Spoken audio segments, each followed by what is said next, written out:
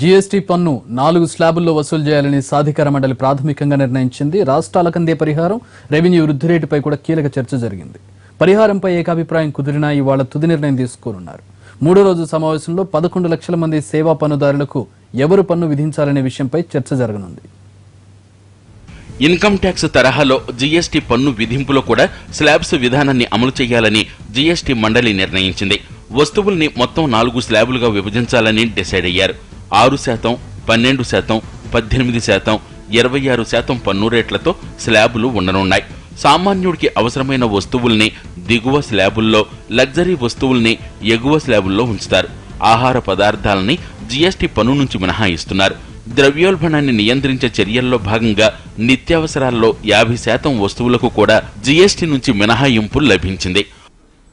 The taxation structure as far as the GST is concerned.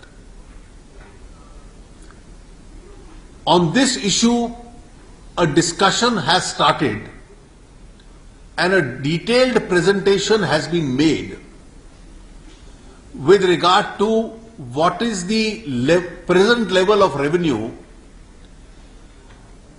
in the base year of the state governments taken collectively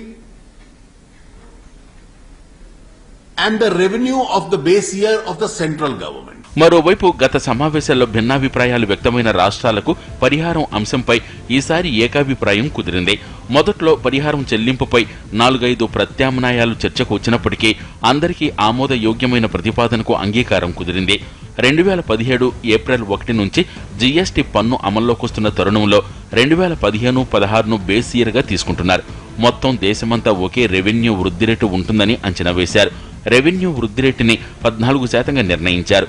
GST పన్ను అమల్లోకొచ్చాక పన్ను వసూళ్లు అంతకంటే తగ్గితేనే కేంద్రం రాష్ట్రాలకు పరిహారం చెల్లించనుంది. మరోవైపు రాష్ట్రాలకు పరిహారం చెల్లించడానికి వీలుగా కేంద్రం ప్రత్యేక నిధి ఏర్పాటు చేస్తోంది. In order to calculate the compensation to any state which loses revenue upon the implementation of the GST, how would the word revenue be defined? The base year already has been taken to be 2015-16. Petroleum, మద్యంపై కూడా మొదటి రోజు చర్చ జరగలేదు. ఇవాళ జరిగే సమావేశాల్లో GST పన్ను rate, రాష్ట్రాలకు పరిహారాన్ని ఫైనల్ చేయనున్నారు. మూడవ రోజు సేవా పన్నుదారులపై కీలక చర్చ జరగనుంది.